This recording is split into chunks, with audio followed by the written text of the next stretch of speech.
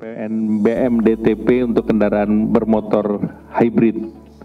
Nah, ini PPN untuk hybrid itu pemerintah memberikan diskon ataupun memberikan ditanggung pemerintah sebesar 3%.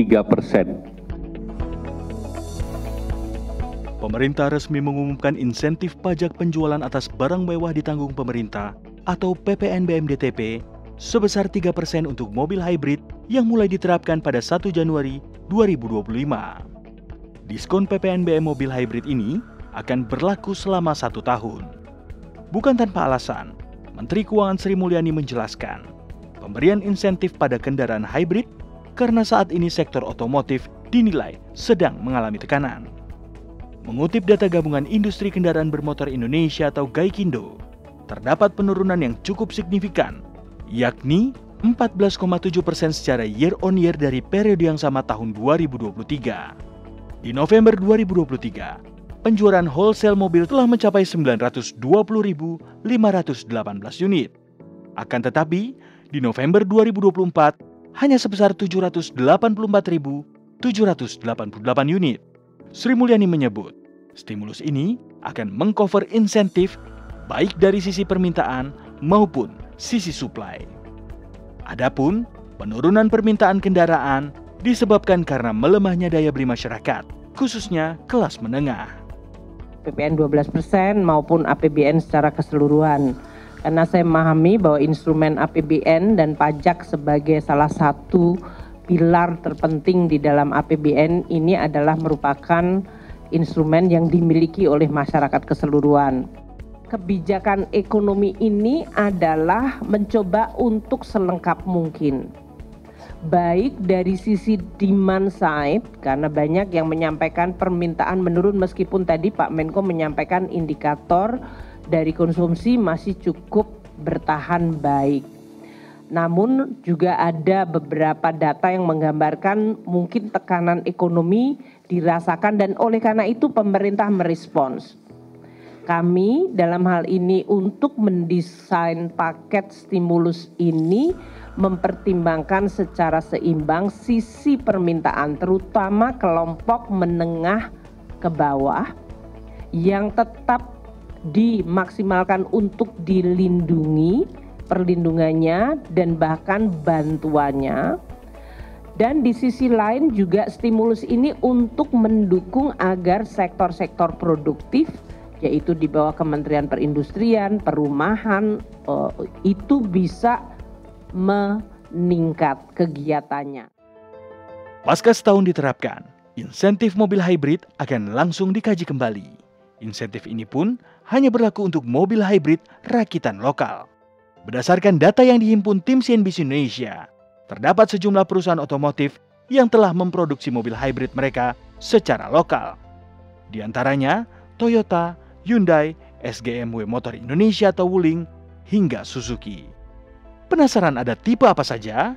Yang pertama ada Wuling Almas RS Hybrid dengan harga OTR Jakarta mulai dari Rp442 juta. Selanjutnya ada Hyundai Santa Fe Hybrid dengan harga mulai Rp786 juta. Lanjut ada GMW Haval Jolion HEV yang dibanderol Rp405 juta. Selanjutnya dari pabrikan Suzuki ada R3 Hybrid dan Suzuki XL7 Hybrid. Masing-masing dengan harga mulai dari Rp277 juta dan Rp288 juta. Lanjut di lini Toyota, terdapat Toyota Yaris Cross Hybrid di harga Rp440 jutaan dan Kijang Innova Zenix Hybrid di harga Rp477 jutaan. Menteri Koordinasi Bidang Perekonomian Erlangga Hartarto menyampaikan, alasan pemerintah mengguyur sejumlah insentif pajak untuk industri otomotif tahun depan imbas penetapan PPN 12% pada 1 Januari 2025. Erlangga menyebutkan bahwa pemerintah tetap ingin mencapai net zero emission pada 2060, sehingga demi mencapai target tersebut, maka pemerintah akan terus berupaya untuk mendorong penggunaan kendaraan listrik serta mengurangi emisi lewat penggunaan kendaraan hybrid. Senada dengan Erlangga, Menteri Perindustrian Agus Gumiwang Kartasasmita menilai insentif atau stimulus yang digelontorkan bagi sektor otomotif ini merupakan tanggung jawab pemerintah. Agus Gumiwang juga meminta kepada para produsen kendaraan hybrid agar segera mendaftarkan diri, sehingga para konsumen dapat segera menikmati insentif pada 2025 mendatang. Di sini kita bisa lihat bahwa pemerintah memberikan perhatian yang besar ya, terhadap sektor manufaktur dengan memberikan yang pertama insentif atau stimulus untuk sektor otomotif yang kita ketahui bersama sektor otomotif sekarang memang sedang mengalami tekanan ya, dengan sales yang cukup tertekan, dan oleh sebab itu ada beberapa pandangan masyarakat yang menyatakan bahwa penurunan sales dari sektor otomotif itu diakibatkan dari turunnya daya beli masyarakat, khususnya masyarakat menengah, dan ini merupakan jawaban dari pemerintah di mana PPN BM-DTP untuk KBLBB dan PPN DTP untuk KBLBB.